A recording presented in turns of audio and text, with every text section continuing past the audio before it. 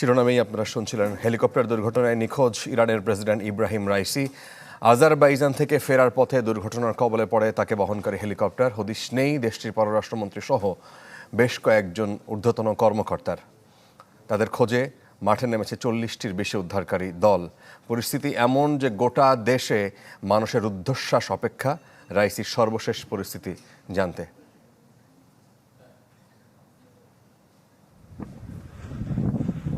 বৈরী আবহাওয়ায় থমথমে ইরানের উত্তর পশ্চিমাঞ্চল। এরই মধ্যে চলছে উদ্ধার কাজ। মাঠে নেমেছে পুলিশ, সেনাবাহিনী ও রেড ক্রিসেন্টের উদ্ধারকারী দল। সবার চোখে মুখে উদ্বেগ। কোথায় আছেন ইরানের প্রেসিডেন্ট ইব্রাহিম রাইসি? রোববার আজারবাইজানে একটি বাঁধ উদ্বোধন করেন 63 বছর বয়সী এই প্রেসিডেন্ট।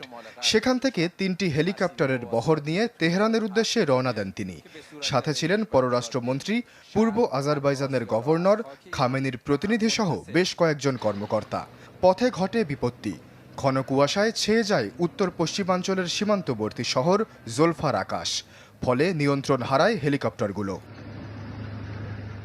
ঘণ্টাখানেকের মধ্যে 2টি হেলিকপ্টার ফিরে এলেও খোঁজ নেই রাইসিকে বহনকারী হেলিকপ্টারের। স্বরাষ্ট্র মন্ত্রণালয় জানায়, দুর্ঘটনার কবলে পড়েছে সেটি। উজি গ্রামের বাসিন্দাদের মতে, ঘটনার আগে একটি বিস্ফোরণের শব্দ শুনেছেন তারা। তবে হেলিকপ্টারটি বিধ্বস্ত হয়েছে কিনা তা নিশ্চিত করে বলা যায়নি। জানা যায়নি রাইসির সর্বশেষ শারীরিক অবস্থাও। যে স্থানে দুর্ঘটনা ঘটেছে সেটি অনেক দুর্গম, সেখানে নেই ভালো কোনো যোগাযোগ ব্যবস্থাও। কাজেই উদ্ধারকারী দলের সাথেও যোগাযোগ স্থাপন করা দুরূহ হয়ে উঠছে।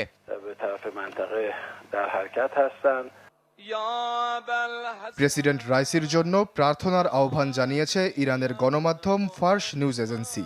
মাসদাদ শহরে প্রার্থনা মাহফিলে বসেন শত শত ইরানি। আশ্বাস চৌধুরী, চ্যানেল 24।